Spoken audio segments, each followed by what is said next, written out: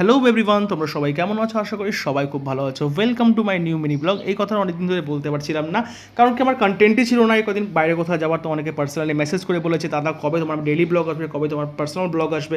এগুলো সব আসবে, একটু ধৈর্য ধরো। তাই ব্লগ বানানোর জন্য চলে গেলাম সিটি সেন্টারে। না না, এরকম কোনো ব্যাপার না।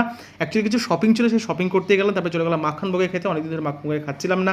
আর এখানকার যে বেক রসগোল্লা আর মালপোয়া আমার খুবই ভালো লাগে, আর খুবই মিষ্টি। আর এত মিষ্টি খাওয়ার পরে মনে হলো না একটু ঝাল ঝাল খাওয়া দরকার।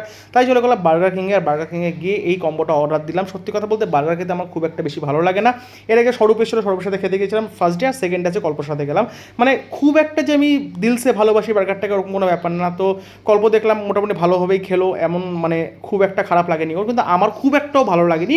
মানে আমার এক্সপেকটেশন থাকে বার্গার কিংয়ের কাছে আরও বেশি, কিন্তু সেরকম আমি ভালো পাই না। তো ওই জন্য বার্গারটা আমার খুব একটা বেশি ভালো লাগে না। আমার স্ট্রিট বার্গার যেগুলো হয়, তো স্ট্রিট বার্গারটাই বেশি ভালোবাসি। আর সত্যি কথা বলছি, এরকম ফ্যান্সি রেস্টুরেন্টে বসে বার্গার খাওয়ার থেকে স্ট্রিট বার্গার যেগুলো বা স্ট্রিট মোমো আমার বেশি প্রেফারেবল আমার কাছে। যার যার ব্যক্তিগত চয়েস, এখানে কোনো ব্যাপার না। তো এত কিছু খাওয়ার পরে মনে হচ্ছে রাত্রে কি পেটে খাওয়ার জায়গা থাকবে? হ্যাঁ ভাই, ছিল রাত্রিকেও পুরো খেয়েছিলাম। তবে ওখান থেকে বেরিয়ে গেলাম একটু নাইকার একটা স্টোর আছে, নাইকা স্টোরে। তো নাইকা স্টোরে গিয়ে এত জিনিসপত্রের দাম ভাই, আমি বললাম ভগবান আছে, পকেট খালি বা পুরোপুরি শেষ। কিন্তু যাই হোক বেঁচে গেলাম। তারপরে একটা মন্দিরে গেলাম, ওখানে বাসন্তী মায়ের পূজা ছিল, মাকে প্রণাম করে ভিডিওটা আজকে এখানে শেষ করলাম। ভালো লাগলে অবশ্যই লাইক শেয়ার